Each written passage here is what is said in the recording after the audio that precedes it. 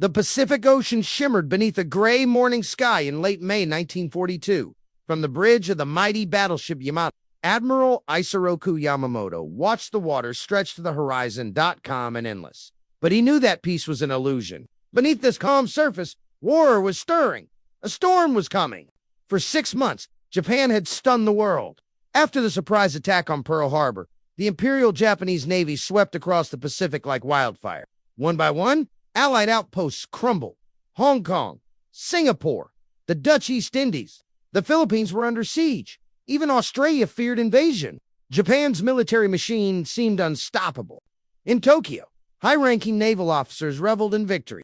Maps were marked with red as conquests piled up. Admiral Ugaki and Operations Chief Kuroshima believed the moment had come, a bold strike to end the war.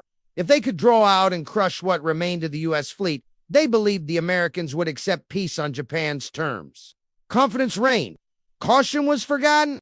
Their eyes turned to a remote speck of land, a coral atoll called Midway. 2 Japanese commanders. Midway was more than just a stepping stone across the Pacific. It was the gateway to Hawaii, a launch pad for future attacks, and the perfect bait. The plan was simple, or so they believed. Attack the Aleutian Islands in the north to create a diversion, then seize Midway itself. When the Americans came to defend it, Japan's powerful carrier force would spring the trap and destroy them. It was a strategy that depended on flawless execution and fatally flawed assumptions. Inside Japan's naval headquarters, Captain Kuroshima laid out intelligence report. According to their sources, only the U.S. aircraft carriers remained in the Pacific, Hornet and Enterprise. The 3rd Yorktown had been badly damaged in the recent Battle of the Coral Sea and was expected to be out of action for months. The Japanese believed they had the upper hand, but they were wrong. Back at Pearl Harbor, Yorktown limped into dry dock, battered but not broken. Engineers and shipyard workers labored around the clock, working miracles with steel and sweat. What should have taken 3 months was done in just 3 days. Yorktown was battle-ready. Wounded, yes, but still dangerous. Meanwhile, Japan's intelligence system suffered from a fatal weakness. It lacked depth, accuracy, and skepticism. Cultural pride had led them to underestimate American resolve. Their assessments failed to account for the United States' industrial might or its determination for revenge. Admiral Yamamoto understood this danger more than most. He had studied at Harvard. He had served in Washington. He knew what America could become if fully awakened. He had warned that Japan might have only 6 months of freedom to move before the tide turned. That warning was now echoing louder than ever. But Yamamoto was also bound by duty. Though skeptical, he endorsed the plan for Midway. He divided his fleet into multiple groups: a strike force, an invasion force, and a distant main body with his own battleship command. It was a complex, rigid strategy that depended on perfect timing across thousands of miles of ocean. As May ended, the might of the Japanese Navy surged eastward. 4 fleet carriers, Akagi, carrying over 200 aircraft and some of the most experienced pilots in the world. Alongside them sailed battleships, cruisers, and destroyers, all in strict radio silence. Their objective: seize Midway, destroy the U.S. fleet, and end the war. But what Japan couldn't imagine was that America already knew their plan. Inside a hidden intelligence facility in Pearl Harbor, cryptanalysts at Station Hypo had broken Japan's naval codes. Led by Commander Joseph Rushford, these unsung heroes had deciphered repeated references to a location called A. Suspicious that AF referred to Midway, American commanders devised a clever trick.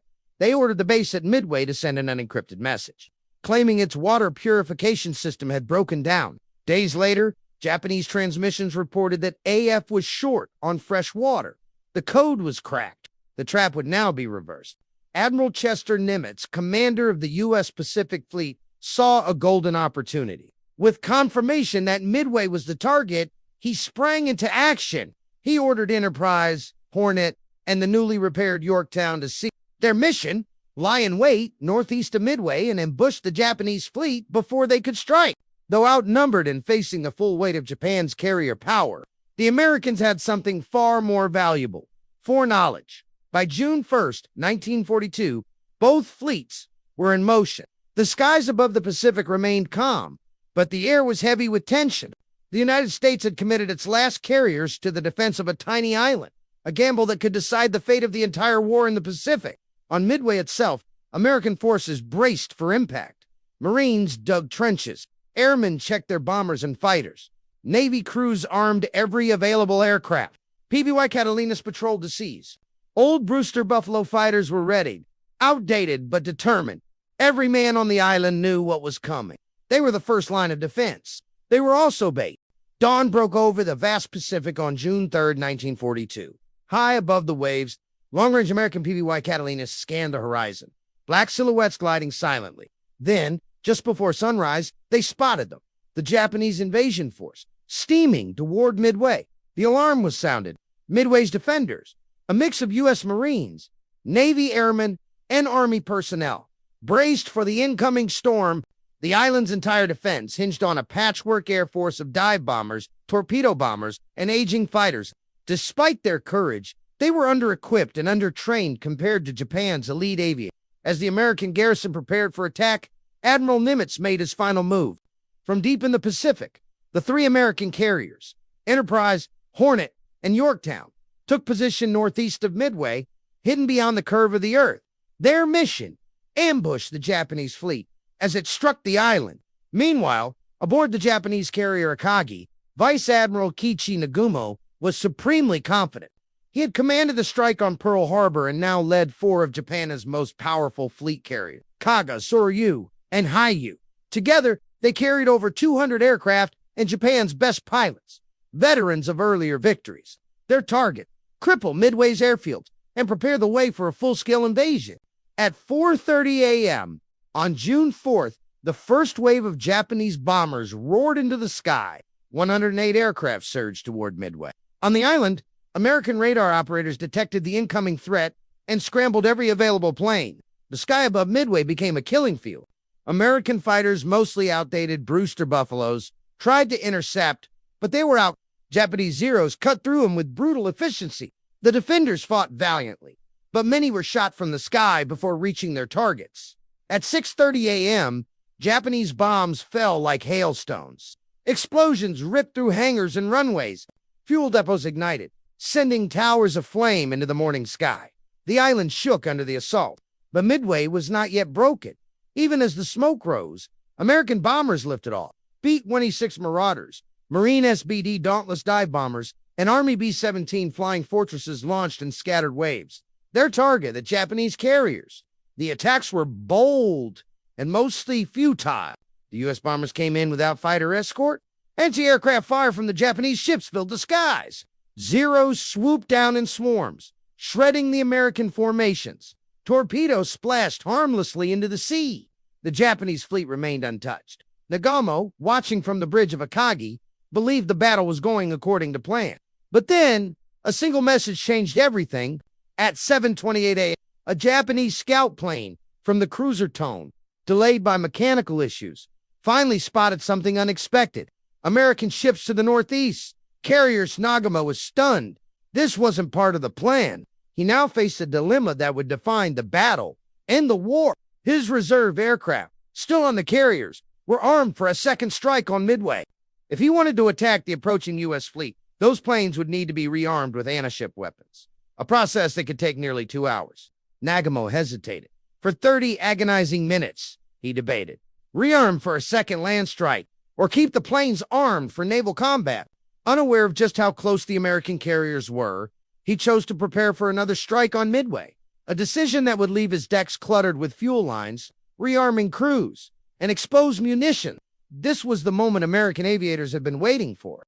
At 8:38 a.m., from the decks of Enterprise, Hornet, and Yorktown, squadrons of torpedo bombers, dive bombers, and fighters thundered into the air. 3 separate strike forces took flight, heading toward the Japanese fleet with orders to attack, no matter the cost. They did not know it, but they were flying into history. Leading one of these groups was Lieutenant Commander John C. Waldron of Torpedo Squadron 8. From the Hornet, flying obsolete, TBD Devastators, his squadron moved in low over the waves. They knew the risks. They knew they lacked fighter escort, but Waldron was resolute. If only one plane made it through, he told his men, it must press on. Japanese Zeros met them with fury. The skies lit up with machine gun fire and flaming wreckage. One by one, the American torpedo bombers were ripped apart. None of their torpedoes found a target. Out of 30 men, Only one, Ensign George Gay, survived, floating in the ocean, watching the battle rage around him. From the Japanese bridge, it seemed the Americans were throwing away their lives. Nagumo's officers celebrated, convinced they had shattered the enemy attack. But they missed the larger picture. Those doomed squadrons had achieved something vital. In their sacrifice, they drew the Japanese combat air patrol down to sea level. The skies above, the altitude once guarded by Zeros, now lay open, and through those open skies came the real strike. At 10:22 a.m., 37 dauntless dive bombers from the Enterprise, led by Lieutenant Commander Wade McCluskey, arrived above the Japanese fleet. They had struggled to find the enemy and were nearly out of fuel, but McCluskey spotted a Japanese destroyer speeding back toward the main fleet and followed its trail. Then, like angels of death, the American dive bombers appeared over the horizon. Below them, Japanese decks were crowded, aircraft being refueled, bombs stacked in the open, crews racing to reach the perfect target. In seconds, the battle would flip. At precisely 10:24 a.m. on June 4, 1942, the world shifted. From above the Pacific, American dive bombers descended like thunderbolts. They had emerged from the clouds at the perfect moment, undetected, unchallenged, and directly over the heart of the Japanese fleet. Aircraft were being refueled and Japanese crews scrambled, but there was no time. Down below, the carrier decks of Akagi, Kaga, and Soryu were chaos. Bombs lay exposed. Fuel lines snaked across the steel surface. Lieutenant Commander Wade McCluskey's squadron from the Enterprise targeted the carrier Kaga. His bomb struck squarely amid, tearing through the hangar deck and igniting a chain of explosions. Within seconds, Akagi 2 was burning beyond control. Her hull listed violently as sailors abandoned ship. In a precise, deadly dive, they released their payloads. Explosions rocked the massive ship. Flames engulfed her deck as fueled aircraft exploded like firecrackers. Kaga was doomed within minutes. Nearby, Lieutenant Richard Best of the Enterprise led another group toward Akagi Nagumo's flagship. His officers were stunned. Moments earlier, they had celebrated the apparent defeat of American torpedo bombers. Now they faced catastrophe. It was as if fate had spun on a dime. Fires roared. Crewmen fought the blaze with grit and speed. By midday, they had contained the damage, and the Yorktown was moving again, bruised, but still afloat. Two waves of dive bombers and torpedo planes raced toward the Yorktown, determined to strike back. Simultaneously, bombers from the Yorktown found Soryu. 3 direct hits shattered the carrier. The deck buckled. Planes burst into flames. Power failed, she began to list. Admiral Fletcher had no choice. Abandoned ship. In less than 6 minutes, 3 of Japan's S-4 fleet carriers, the pride of the Imperial Navy, were mortally wounded. In truth, it was only one, and the cost for that revenge was fatal. These were not rookies. These were men who had trained for years, veterans of the China campaign and the attack on Pearl Harbor. The last of the 4 Japanese carriers now faced the wrath of American dive bombers from Enterprise and Yorktown's surviving squadrons. Bombs rained down, striking her flight deck, tearing through her structure, igniting fire after fire. Hairu burned from bow to stern. Nagumo simply nodded, then ordered his command flag transferred. Of the 41 torpedo bombers launched that morning, only 4 returned. Entire squadrons had been wiped out. The Yorktown, a symbol of resilience, would ultimately sink after a final torpedo attack by a Japanese submarine on June 6. Official reports falsely claimed that American carriers had been sunk while only 1 Japanese ship was lost. The truth that Japan had suffered its worst naval defeat in history was too much to bear. But deep down, he understood. The war he had once feared was now unwinnable. The once proud commander of the Pearl Harbor strike was now retreating. By lifeboat, the fires still burned. The sea was littered with debris, oil, and the dead. Survivors clung to rafts, stunned by what had just happened. Admiral Nagumo stood on the bridge of the Akagi, watching his flagship erupt into fire. Captain Taijiro Aoki, commander of Akagi, approached Nagumo with tears in his eyes. "The ship is lost," he said. According to his staff, he sat in silence for a long time. Then he gave the order, "Withdraw." As the sky cleared of American bombers, 1 Japanese carrier remained high. Commanded by Rear Admiral Taman Yamaguchi, Hiryu, launched a desperate counterattack. At 11 a.m., the first attack hit. Bombs pierced Yorktown's flight deck, exploding below and knocking out power. But the second strike was already coming. At 2:30 p.m., Hiryu's torpedo planes arrived. 2 torpedoes slammed into Yorktown's hull. The carrier shuddered violently. The Japanese celebrated, believing they had sunk to American carriers. Even as Yorktown settled in the sea, American scouts had located Hiryu at 5 o'clock p.m. American aircraft descended upon Hiryu. By nightfall, she too was lost. In the span of a single day, the Imperial Japanese Navy had lost 4 irreplaceable fleet carriers, over 300 aircraft, and most devastatingly, its finest, most experienced pilots. They would not be replaced. Far to the west, aboard the battleship Yamato, Admiral Yamamoto received word of the disaster. The invasion of Midway was canceled. The Battle of Midway was soon over, yet the final shots would echo for 2 more days. But the outcome was already sealed. The following morning, Japanese destroyers scuttled the wrecked carriers, sending them to the bottom of the Pacific. On the American side, the victory had not come without cost, but the strategic result was unmistakable. The tide had turned. In Tokyo, the news was devastating. For days, the true scale of the defeat was kept from the public. Even Emperor Hirohito was not told a full story until weeks later. Admiral Yamamoto, once the architect of Japan's naval power, now faced the grim task of rebuilding a shattered force. He had said Japan could run wild for 6 months. Midway came exactly 6 months after Pearl Harbor. The clock had struck 0. As dawn broke on June 5th, the smoking Pacific waves still carried the wreckage of Japanese pride. 3 of their prize carriers, Akagi Kaga and Soryu, had already been sent to the depths, but the battle wasn't over. A single Japanese carrier, Hiryu, still floated, and she was about to lash back. At around 10:50 a.m., Japanese scouts had finally spotted the American fleet. Dive bombers plunged from the skies, their payloads screaming. Yorktown's AA guns thundered. One bomb penetrated the flight deck, causing a violent explosion and disabling her engine. Flames spread. She staggered but didn't sink. Haidu, despite being alone, launched 2 waves of bombers aimed straight at USS Yorktown. The first attack wave struck with fury. She was back in action, a testament to American resilience. Within an hour, the damage control crews had worked miracles. Yorktown's power was restored, but Hiryu wasn't done. A second wave of torpedo bombers descended. Yorktown, now bloodied, but still afloat, managed to dodge the first torpedo. She was trying to sail northward, away from the battlefield, away from the carnage, but fate would not grant her escape, for she would eventually slip beneath the sea. But before she vanished into the deep she had helped take down a superpower's fleet were now gone. But the second struck her starboard side. A deep explosion shook her hull. The ship listed. Engines failed. Her fate was sealed. His dream of a final crushing blow to the U.S. Navy had vanished into the sea foam. By the next morning, June 6th, Yorktown was abandoned. Now it was America's turn to strike back. One last time, scouts from the carrier Enterprise located Hiryu.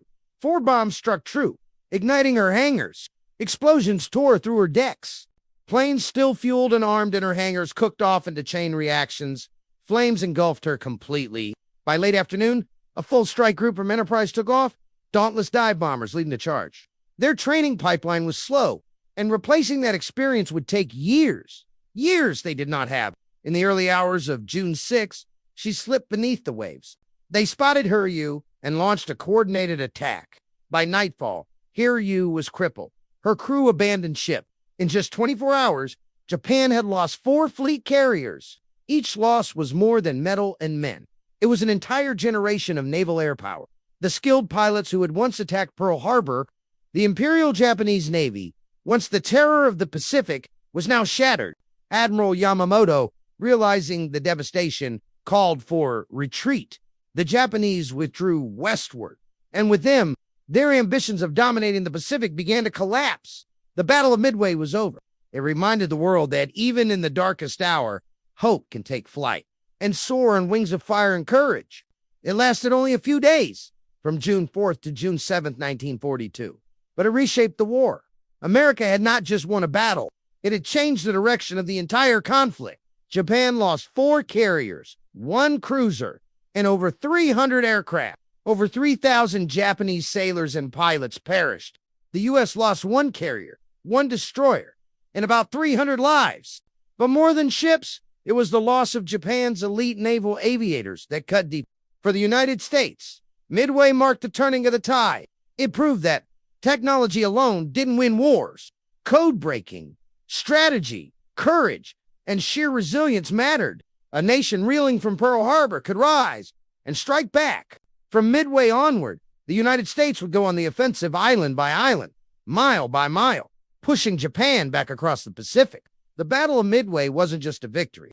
It was a miracle of intelligence, a feat of bravery, and a testament to human resolve.